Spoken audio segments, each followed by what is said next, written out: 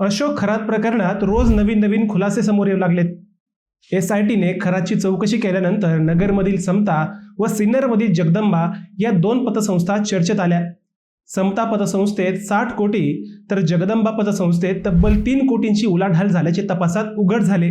अर्थात ही उलाढाल स्वतः अशोक खरातने केली नव्हती, तर या दोन पतसंस्थेत खरातने काहींच्या नावाने खाती उघडली होती। या सर्व खात्यांना नॉमिनी म्हणून स्वतः खरात होता असंही आता स्पष्ट झालंय। हे सगळं प्रकरण नेमकं काय आहे हेच आपण या व्हिडिओतून पाहणार आहोत। नमस्कार, मी अजय आणि आपण पाहत आहात अहिल्यानगर लाईव्ह 24, नगरी घडामोडींचं परफेक्ट अनालिसिस। अशोक खरात प्रकरणात एसआयटीच्या तपास पथकाने आता सर्वस्व पणाला लावल्याचे दिसते। अशोक खरातच्या संपत्तीचा व कमावलेल्या पैशांचा व्यवहार आता नाशिकच नाही तर राज्यभर पसरल्याचे या तपासात समोर येऊ लागले आहे।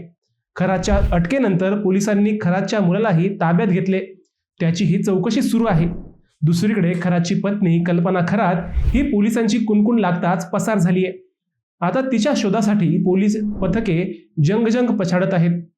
ती देशाबाहेर पळून जाऊ नये म्हणून लुक आउट नोटीसही बजावण्यात आली आहे। कल्पना खरातच्या 2 भावांची व तिच्या माहेरच्या माणसांची ही चौकशी करण्यात येत आहे।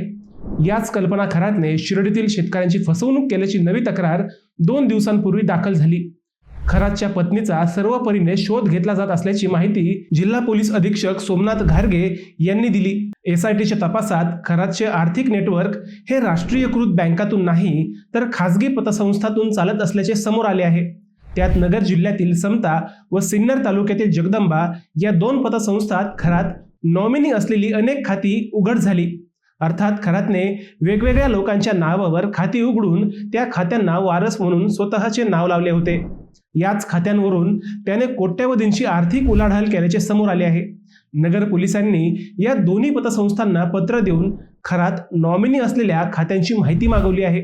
समता पतसंस्थेनेही पोलिसांच्या तपासात सहकार्य करत तातडीने ही सर्व माहिती पोलिसांना दिली।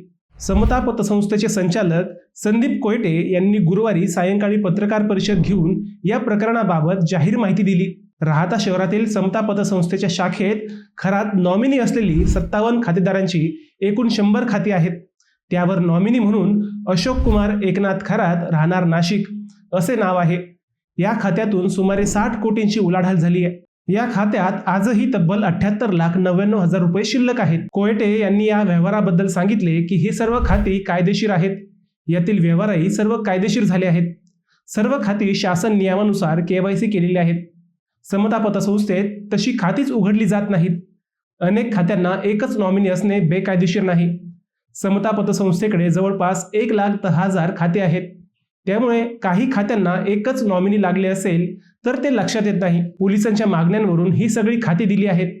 ही सर्व खाती नियमित व कायदेशीर आहेत असा दावाही संदीप कोयटे यांनी केला। ही सर्व खाती मे 2021 ते जानेवारी 2026 पर्यंत सुरू होते। त्यानंतर यातील रकमा काढून घेण्यात आल्या। अशोक खरात व परिवाराचे सध्या बँकेत 30 लाख रुपये जवळपास बॅलन्स आहेत। अन्य बहुतेक खाती रिकामी झाली आहेत। सर्व खाती पोलिसांच्या सूचनेनुसार गोठवली आहेत असे त्यांनी सांगितले। समता पतसंस्थेत जशी खाती आहेत तशीच खाती सिन्नरच्या जगदंबा पतसंस्थेतही आहेत। या पतसंस्थेत खरातने 32 खातेदारांची खाती उघडली होती।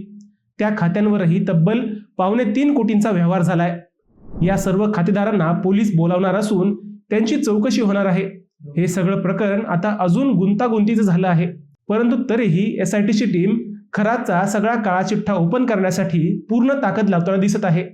मित्रांनो, तुम्हाला हा विषय कसा वाटला हे आम्हाला कमेंट करून नक्की कळवा। शिवाय व्हिडिओ आवडला असेल तर चॅनलला सबस्क्राईब करून व्हिडिओला लाईक करायला विसरू नका। पुन्हा भेटूयात नव्या विषयावर। तोपर्यंत सप्रेम नमस्कार।